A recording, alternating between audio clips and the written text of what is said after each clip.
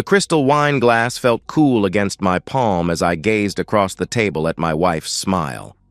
10 years of marriage had done little to diminish Laura's beauty. If anything, time had only refined it. Her dark hair cascaded over bare shoulders, and the candlelight played across the emerald necklace I'd given her that morning. A necklace worth more than what most people made in a year. "Happy anniversary, darling," I said, raising my glass. The champagne bubbles danced, catching golden reflections from the chandeliers of Le Bernardin, the most exclusive restaurant in the city. Laura's smile widened, but it didn't reach her eyes. I'd become familiar with that particular smile over the past few months, a facade hiding something deeper, something darker. "To 10 beautiful years," she replied, clinking her glass against mine. Beautiful years. Yes, they had been once. Before the late-night texts she thought I didn't notice. Before the unexplained absences and the scent of unfamiliar cologne. Before my business partner began canceling our Thursday golf games with increasingly transparent excuses. I took a sip of champagne, savoring its crisp bite. $200 a bottle, but tonight was special. Tonight was the culmination of months of planning, of quiet preparation while I watched my marriage crumble before my eyes. "I have a surprise for you," Laura said, checking her watch with poorly concealed anticipation. I smiled. "Really? I thought the surprise was this dinner." "Oh no, Michael," she said, her voice honeyed with false affection. "Something much better." The maitre d' approached our table, a tall figure following closely behind. I didn't need to look up to know who it was. Eric Morgan, my business partner of 15 years, the man who had stood as my best man at our wedding, the man who had been sleeping with my wife for the past 6 months. "Sorry I'm late," Eric said, sliding into the chair beside Laura. He didn't look at me, focusing instead on adjusting his cufflinks, the platinum ones I'd given him for his 40th birthday. Traffic was a nightmare. I maintained my smile, watching as Laura's hand briefly touched Eric's before retreating to her lap. Eric, what an unexpected pleasure. Laura cleared her throat. "Michael, I wanted Eric here for this conversation. I thought it would be appropriate." I took another sip of champagne, feeling its warmth spread through my chest. "By all means." There was a moment of silence as our appetizers arrived. Foie gras for Laura, escargot for me, and a seafood platter for Eric. I noticed he'd ordered without looking at the menu. He must have known what he wanted in advance, just like he'd known exactly what he wanted when he set his sights on my wife. "Michael," Laura began once the server had left, "there's no easy way to say this." "Then say it directly," I replied, cutting into my escargot with deliberate precision. "I've always appreciated your straightforwardness, Laura." She exchanged a quick glance with Eric, who gave her an encouraging nod.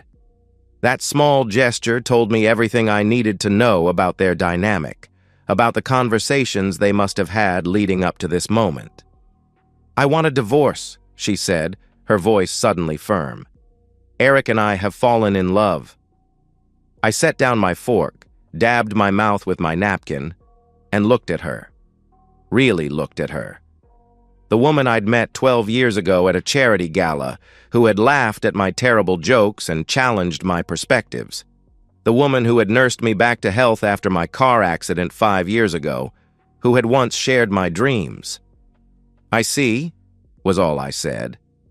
Laura looked disappointed by my response, as if she had expected, perhaps even hoped for, an outburst, a scene, something to justify what she was about to do. "There's more," she continued, pulling a manila envelope from her purse. "These are divorce papers. My lawyer has already drawn them up." Eric shifted uncomfortably in his chair, but remained silent. His role in this ambush was clear. He was the muscle, the reinforcement, in case I decided to make things difficult. Laura slid the envelope across the table. "I want half of Thompson Enterprises." Now there it was, the real reason for this public setting, for the timing, for everything. Not just my personal assets, but my company. The business I'd built from nothing, working 18-hour days while Laura complained about my absence. The irony wasn't lost on me. "Half the company?" I repeated, opening the envelope and scanning the first page of the document. "That seems excessive for a decade of marriage." "I've been by your side through everything," she said, her voice rising slightly. "I've entertained your clients, hosted your business dinners, supported you when you were working all those late nights." Late nights that had given her ample opportunity to entertain Eric, no doubt. "And I deserve compensation for what I've put into building your success," she finished. I flipped through the pages. The document was comprehensive, detailing the division of our assets, custody arrangements for our 2 children, primary custody to Laura, of course, and a substantial monthly alimony payment. But the crown jewel was the demand for 50% ownership of Thompson Enterprises, the tech company I'd founded before I even met Laura. "Eric will be stepping in as co-CEO," Laura added, as if it were an afterthought. "We think it's best for the company's future." I looked at Eric, who finally met my gaze. "You've been quiet, old friend." He cleared his throat. "This isn't personal, Michael. It's business." I almost laughed. "Sleeping with my wife isn't personal?" Laura interjected. "Don't make this ugly, Michael. Just sign the papers, and we can all move forward with our lives." I stared at the document again, at the stark reality of betrayal laid out in legal terminology. All those months of suspicion confirmed in black and white. The late-night office meetings, the business trips that required both of them to attend. The text messages I'd seen previewed on Laura's phone when she thought I wasn't looking. "And if I refuse?" I asked, already knowing the answer. Laura's expression hardened. "Then we go to court, and everything comes out. Your offshore accounts, the tax shelters, the deal with Meridian Tech that the FTC might find interesting."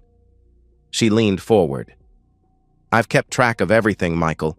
Every shortcut, every gray area. Sign now and we keep it civil. Refuse, and I'll make sure you lose everything anyway." I studied her face, searching for any trace of the woman I'd married. There was none. Just cold determination and the certainty of someone who believed they held all the cards. "I see you've thought of everything," I said, reaching for my inside pocket. "I learned from the best," she replied. I removed my Mont Blanc pen, another anniversary gift, this one from 5 years ago, and uncapped it. The weight felt substantial in my hand as I signed each page where indicated, my signature flowing across the paper with practiced ease. When I finished, I slid the document back across the table. "There, it's done." Laura looked almost disappointed at my capitulation. Perhaps she had expected more resistance, more drama. She quickly recovered, tucking the document back into her purse. "Thank you for making this easy," she said. "I'll have my assistant collect my things from the house tomorrow." I nodded, raising my glass for one final toast. To new beginnings. We finished our meal in strained silence, the exquisite food turning to ash in my mouth. Not from grief or shock, but from the effort of maintaining my composure, of not revealing my hand too soon. When the bill came, I paid without comment, one final expense in a marriage that had cost me far more than money. As we stood to leave, Laura hesitated. "I am sorry it ended this way, Michael." "Are you?" I asked. "We had good years," she said, not quite meeting my eyes. "Yes," I agreed. "We did." I watched them walk away together, his hand on the small of her back, a gesture that once would have cut me to the quick. Now I felt nothing but a cold, calculating patience, the kind of patience that comes from knowing exactly what lies ahead. The next 2 weeks passed in a blur of activity. Laura moved out, taking only her personal belongings as promised. The children, away at boarding school in Switzerland, were told that their mother and I were taking some time apart. I spoke to them every day, careful to maintain normalcy amid the chaos.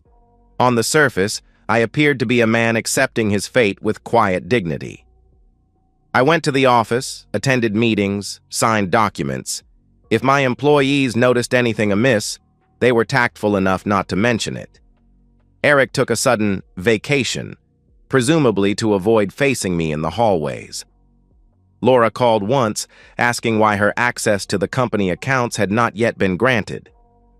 "These things take time," I told her. "Legal processes, you understand." She didn't push the issue. She thought she had won, after all. Why rush the victory lap? On the morning of what was to be Laura's triumphant return to Thompson Enterprises, this time as half-owner, I arrived early.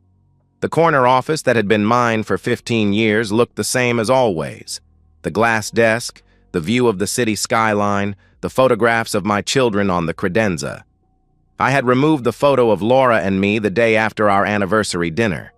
Jeffrey Winters, the company's chief legal counsel and my friend of 20 years, arrived at 9 o'clock sharp, carrying a leather portfolio. "Everything's in place," he told me, laying out documents on the conference table. "Are you sure about this, Michael?" "There's no going back." I nodded. I've never been more certain of anything in my life.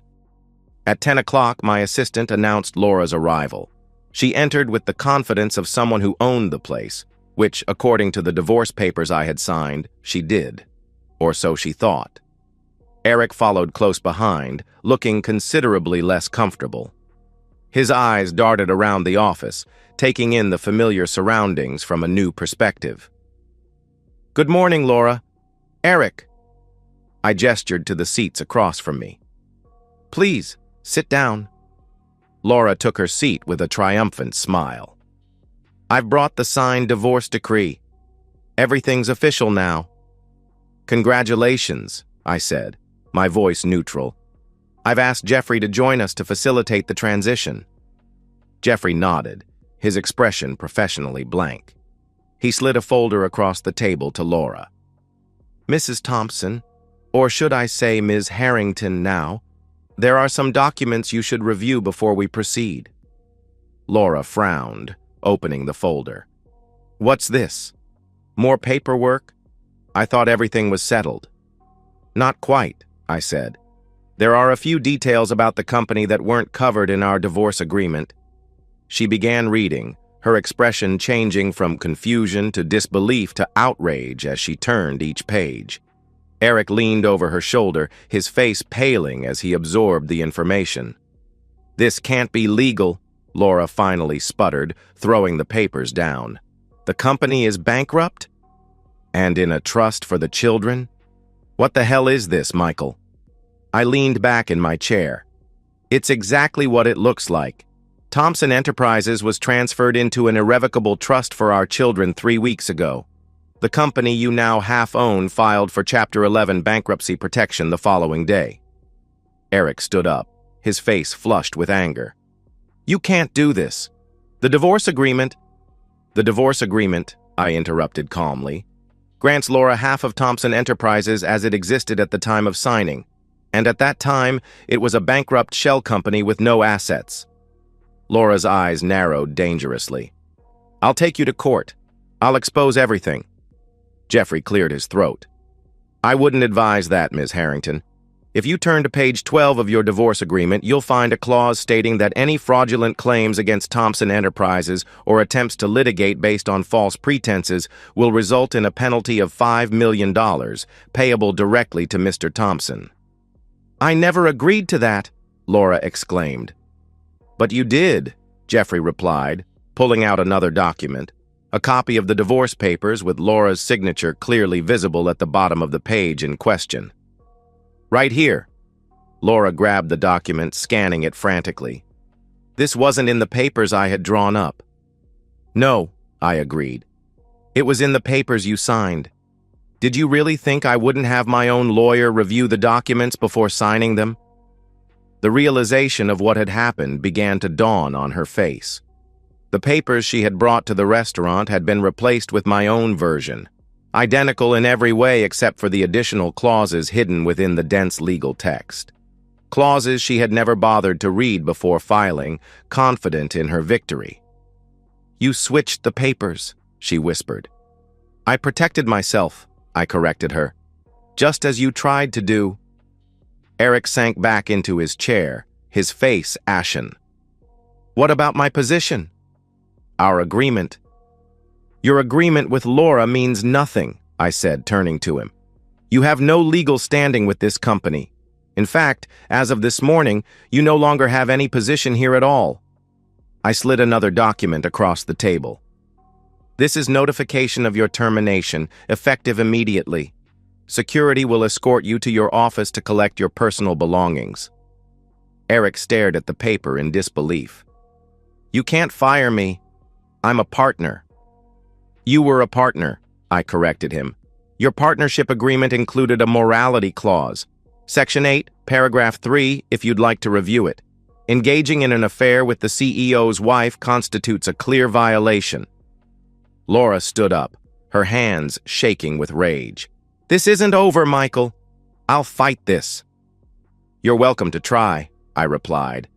"But before you do, you might want to read the final document in that folder." She flipped to the last page, her eyes widening as she scanned its contents. "These are bank statements?" "Correct. Your bank statements, to be precise, showing regular transfers to offshore accounts over the past 6 months, accounts that coincide with certain competitive information being leaked to our rivals." I leaned forward. "Industrial espionage is a federal crime, Laura. One that carries significant prison time." The color drained from her face. "You can't prove anything." "Can't I?" I gestured to the documents. "Those transfers align perfectly with the dates of the leaks, and I have email correspondence between you and representatives from Axiom Technologies discussing company information." This was a bluff. I had no such emails. But Laura's reaction told me everything I needed to know. Her guilty conscience filled in the blanks. "You were setting me up," she whispered, "all this time." "No, Laura, you set yourself up. I merely ensured I wouldn't go down with you." Eric stood again, his lawyer's instincts finally kicking in. "We're leaving. We'll be in touch through our attorneys." "Of course," I said pleasantly. "Jeffrey will be happy to receive any communications." As they turned to leave, I added, "Oh, and Laura? The children will be staying with me full-time now. The trust stipulates that any guardian must be employed or financially stable. Given your current situation." The look she gave me could have frozen hell itself, but beneath the hatred, I saw something else. Fear. The realization that she had gambled everything on a plan that had catastrophically backfired. "Goodbye, Laura," I said as the door closed behind them. Jeffrey waited until they were gone before speaking. That went about as expected. I nodded, feeling a hollow victory. "Have security clear out Eric's office and change all the access codes immediately." "Already done," he assured me. "What about the children? Do they know yet?" I shook my head. "I'm flying to Switzerland next week to tell them in person. They deserve that much." Jeffrey gathered his papers, hesitating before asking, "Was it worth it, Michael? All of this?" I looked out the window at the city below, thinking of the life I had built and nearly lost. It wasn't about worth, Jeffrey. It was about justice. After he left, I sat alone in my office, surrounded by the empire I had protected. The victory felt both complete and empty.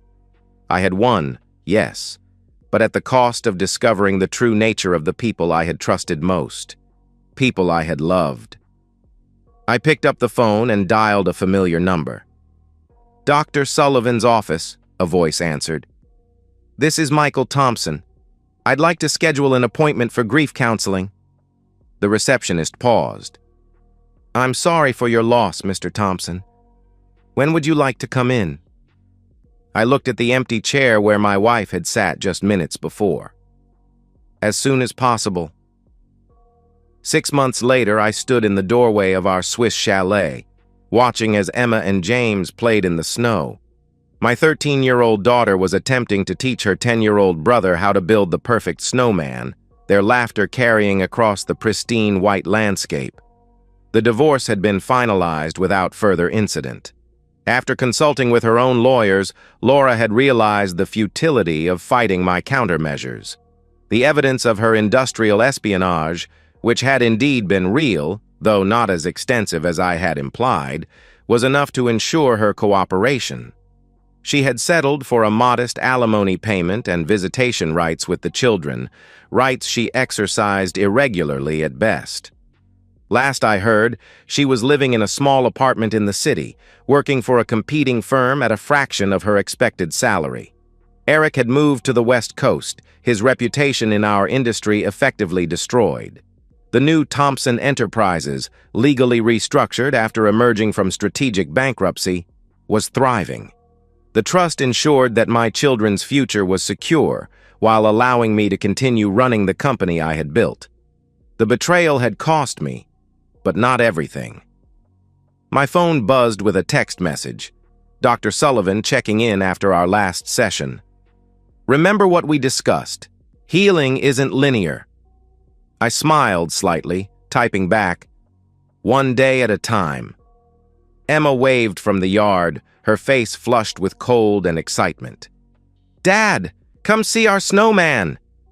I slipped the phone back into my pocket and stepped out into the snow.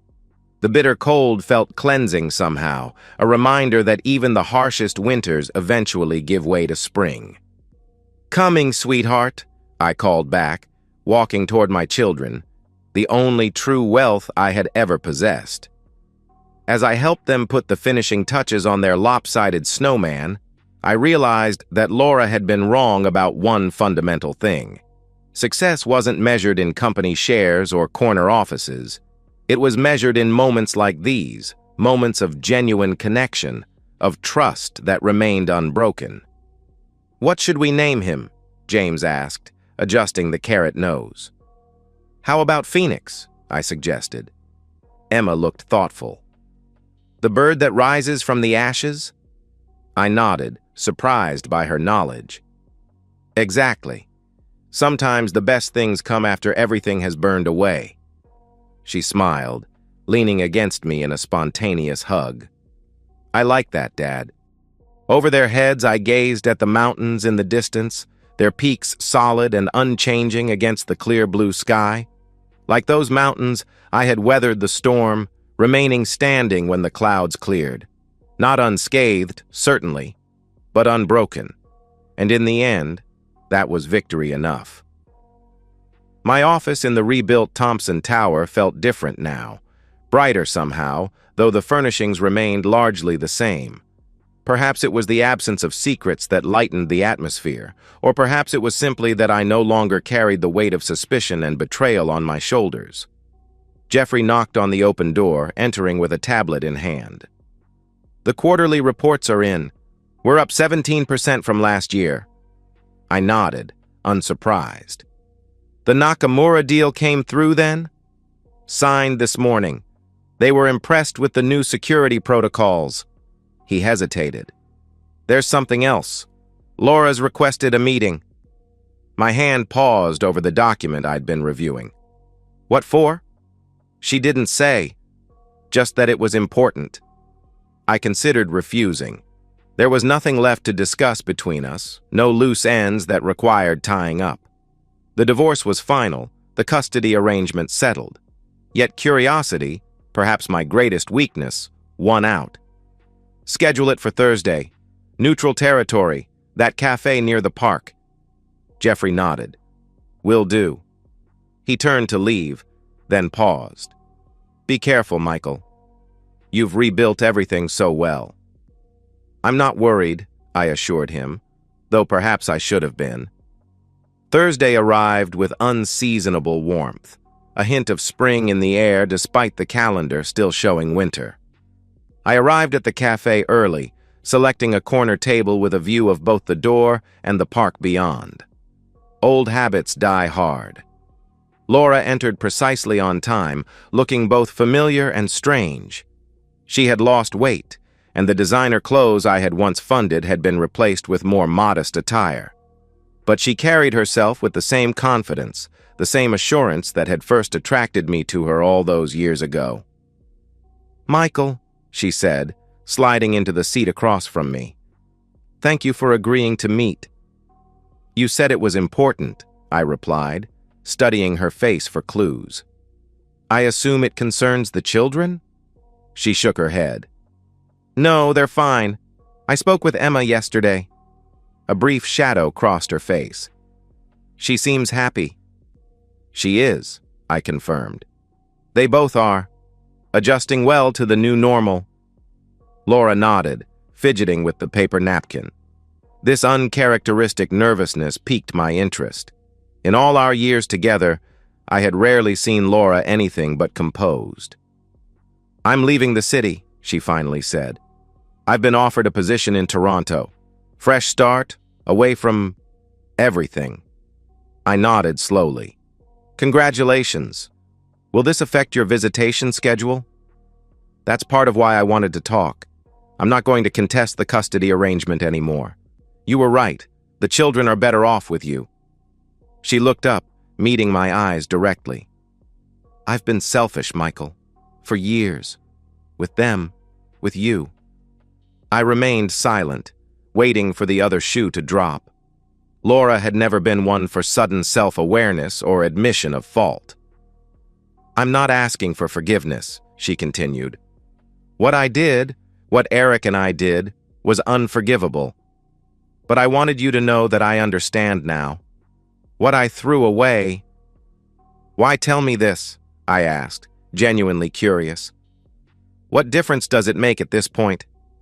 She sighed, brushing a strand of hair from her face. "Maybe none. But before I leave, I needed to acknowledge the truth, at least once. I've spent the past 6 months blaming you, hating you for outsmarting me. But the reality is, you were just protecting yourself from what I'd become." I considered her words, searching for the manipulation, the angle. There always had been one before. But all I saw was exhaustion and a glimmer of something that might have been genuine regret. "What happened to Eric?" I asked, though I already knew most of the story. "He left after the bankruptcy, claimed I'd misled him about the company's value." She laughed bitterly. "Turns out loyalty wasn't his strong suit after all." There was a certain poetic justice in that, I thought, but didn't say. "For what it's worth," she continued, "the company information I shared wasn't significant, just enough to seem valuable to Axiom, to get their money." "It doesn't matter now," I said, and found that I meant it. The betrayal had been complete from the moment she decided to leak anything at all. The specifics were irrelevant. Laura reached into her purse and withdrew an envelope. "This is for the children. It's not much, but I want them to have it. A trust fund of my own, you might say." A ghost of a smile crossed her lips. "Considerably smaller than yours." I took the envelope, tucking it into my jacket without opening it. "I'll make sure they get it."